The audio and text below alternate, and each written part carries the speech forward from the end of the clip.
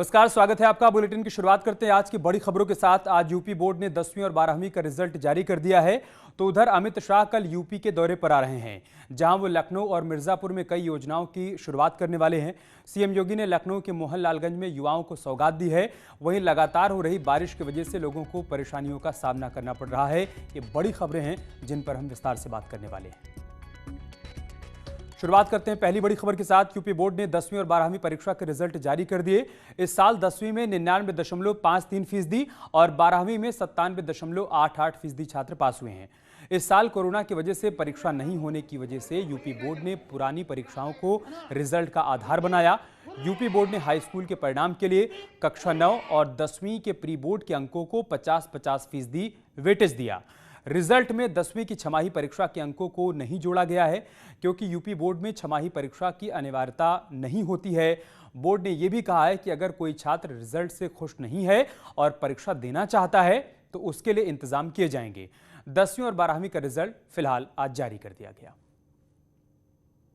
High school परीक्षा में कुल 29,96,031 परीक्षार्थियों में 29,82,055 परीक्षार्थी उत्तीर्ण हुए, जिनका उत्तीर्ण प्रतिशत 99.53 है। इन परीक्षार्थियों में 16,76,916 बालक, 13,19,115 बालिकाएं हैं, जिनमें से 16,68,668 बालक, 13,13,187 बालिकाएं उत्तीर्ण हुई हैं। और रिजल्ट आने से बच्चे खुश नजर आए। उन्होंने अपनी प्रतिक्रिया न्यूज़ 18 के साथ साझा की है। 80% खुश हैं सर। क्या बताएं सर, इससे आगे आ सकते थे, इससे ज़्यादा, लेकिन अब मिल गया है तो इसी से खुश होना पड़ेगा। आपका क्या रिजल्ट रहा? 91.6। प्रसन्न है? हाँ, मतलब इस पैंडेमिक में मिला है इतना तो बहुत है। आपको क्या लग रहा है? कुछ नहीं, अभी तो बस सोच रहे हैं कि घर जाएं, मम्मी पापा को बताएं कि जिस प्रकार से हमें अपना इंतजार था वैसे उनको भी घर पे इंतजार है। कि क्या परसेंटेज रहा? 84%। तो बहुत ज़्यादा लग रहे हैं आप। हाँ, थोड़ा सा है। आपका क्या रिजल्ट रहा? सर 84.2%। प्रसन्न है? सेटिस्फाइड नहीं है, लेकिन अब मिल गया है तो फिर बिना तैयारी के, बिना पेपर दिए तो फिर क्या कह सकते हैं। आपका कितना परसेंटेज रहा? सर 84.16%। तो इस बार पेंडेमिक में दिया तो प्रसन्न है? वैश्विक महामारी से जंग जीतने के बाद हमारा जो रिजल्ट आ रहा है वो बच्चों के परिश्रम का प्रतिफल है और एक बहुत बड़ी सीख दे रहा है कि आने वाले समय में गृह परीक्षा और प्री बोर्ड परीक्षा का महत्व कितना ज़्यादा है। और सीएम योगी ने 10वीं और 12वीं में पास हुए सभी छात्रों को बधाई दी है। सीएम ने ट्वीट किया है, माध्यमिक शिक्षा परिषद उत्तर प्रदेश के 10वीं और 12वीं कक्षा के परिणामों में सफल हुए सभी विद्यार्थियों, उनके अभिभावकों और गुरुजनों को हृदय से बधाई। कोरोना की विषम परिस्थितियों में आपकी सफलता सराहनीय है। आगे सीएम योगी लिखते हैं, मां सरस्वती से सभी के उज्जवल भविष्य व कुशाग्र बुद्धि की कामना करता हूं।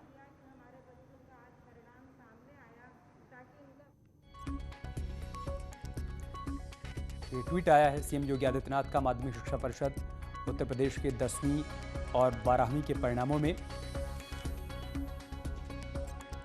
सफल हुए सभी विद्यार्थियों, उनके अभिभावकों और गुरुजनों को हृदय से बधाई।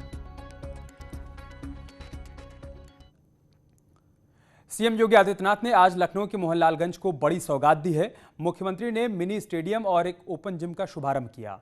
कार्यक्रम के दौरान उन्होंने टोक्यो ओलंपिक में हिस्सा लेने वाले खिलाड़ियों को बधाई दी, खासकर महिला हॉकी टीम की हौसला अफजाई की। सीएम ने कहा कि कोई भी खिलाड़ी अपने लिए नहीं बल्कि देश के लिए खेलता है। आज आपने भारतीय टीम के खेल का प्रदर्शन देखा होगा, कितना जोरदार खेल था भारतीय महिला हॉकी टीम का। मैं उन सबको हृदय से बधाई देता हूं, आप सब की ओर से हृदय से बधाई देता हूं, अपनी शुभकामनाएं देता हूं।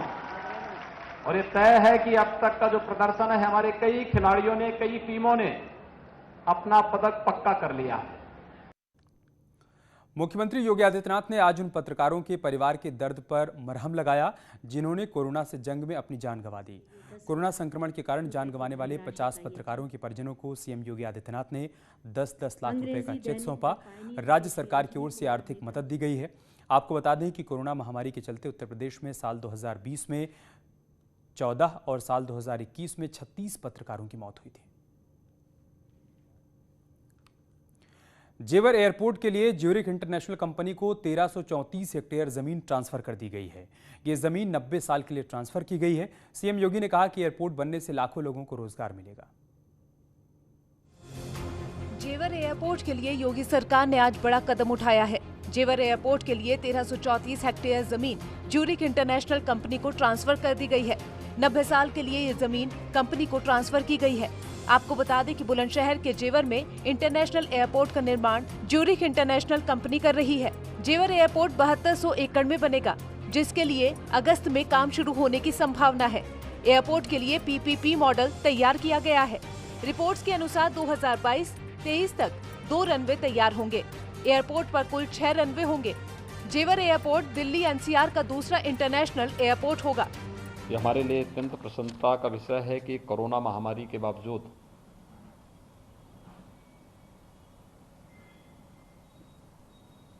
उत्तर प्रदेश का नागरिक उड्डयन के क्षेत्र में एक महत्वपूर्ण प्रोजेक्ट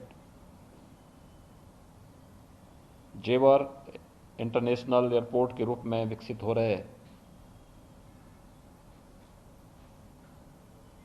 इस ग्रीनफील्ड एयरपोर्ट के निर्माण की कार्रवाई अब वास्तविक हकीकत की ओर बढ़ रही है। लंबे समय से जेवर एयरपोर्ट बनाने की तैयारी चल रही है। इस एयरपोर्ट को बनाने में करीब 29,500 करोड़ का खर्च आएगा। फिलहाल उम्मीद जताई जा रही है कि इस एयरपोर्ट पर 2023 से उड़ान शुरू हो सकती है। जेवर एयरपोर्ट आधुनिक तकनीक वाला एयरपोर्ट होगा। उत्तर भारत की 90% फ्लाइट इस एयरपोर्ट पर उतरेंगी। इस मौके पर सीएम योगी ने कहा, जेवर एयरपोर्ट बनने से लाखों लोगों को रोजगार के अवसर भी मिलेंगे। हम उत्तर प्रदेश के अंदर पलायन की समस्या को भी काफी हद तक रोकने में हमें मदद मिलेगी।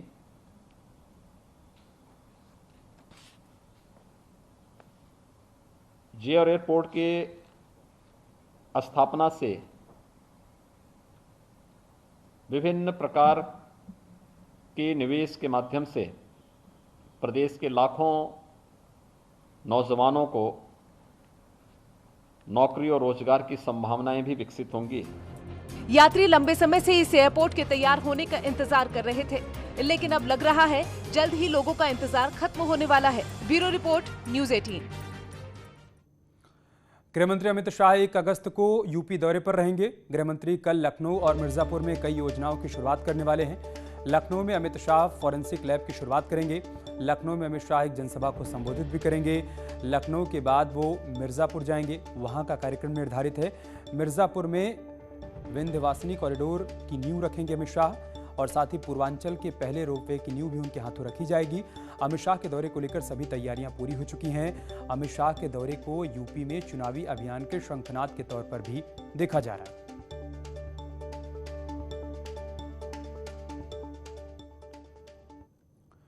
और सूत्रों के हवाले से खबर यह भी आ रही है कि अमित शाह कल वाराणसी का दौरा भी कर सकते हैं और काशी विश्वनाथ के दर्शन करने के साथ ही कॉरिडोर का जायजा भी ले सकते हैं गृहमंत्री अमित शाह। ये बड़ी खबर हम आपको बता रहे हैं। लखनऊ और मिर्जापुर के अलावा वाराणसी भी जा सकते हैं गृहमंत्री अमित शाह। सूत्रों के हवाले से खबर सामने आ रही है कि काशी विश्वनाथ के दर्शन कर सकते हैं और साथ ही कॉरिडोर के निर्माण कार्यों का जायजा भी ले सकते हैं गृहमंत्री।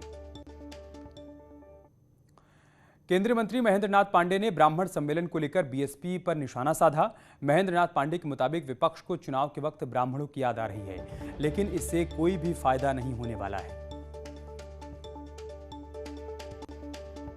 यूपी में विधानसभा चुनाव होने को है और उससे पहले जिस तरीके से बीएसपी, समाजवादी पार्टी अब ब्राह्मण राजनीति पे उतर आए हैं, क्या कहेंगे?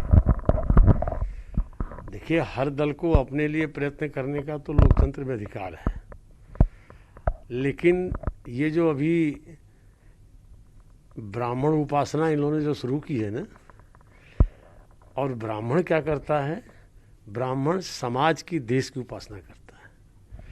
और ब्राह्मण देख रहा है कि किस तरह नरेंद्र मोदी देश के लिए, समाज के लिए सबको साथ लेके चल रहे हैं। यही ब्राह्मण का स्वयं का भी संस्कार है। तो इसलिए उस बात को प्राथमिकता दे रहा है। और 2014 में भी उसने ये किया नरेंद्र मोदी जी के प्रबल समर्थन में 2017 में भी उत्तर प्रदेश में किया और 2019 में भी देश में किया। राजग गठबंधन की भाजपा की सीटें भी बढ़ी। तो सभी समाज को लेके चलने वाली पार्टी भारतीय जनता पार्टी, जिसमें ब्राह्मण का भी अपना योगदान है, भरपूर योगदान है, वो उस नज़रिए से देखता है और उस नज़रिए से 2022 में भी वो उत्तर प्रदेश में मोदी युग में उत्तर प्रदेश की बेहतरी देख रहा है, जिसको योगी आदित्यनाथ जी भी आगे बढ़ा रहे हैं, उसके साथ रहेगा। यार रुक रहे हैं छोटे से ब्रेक के लिए, जल्द लौटेंगे कुछ और खबरों के साथ।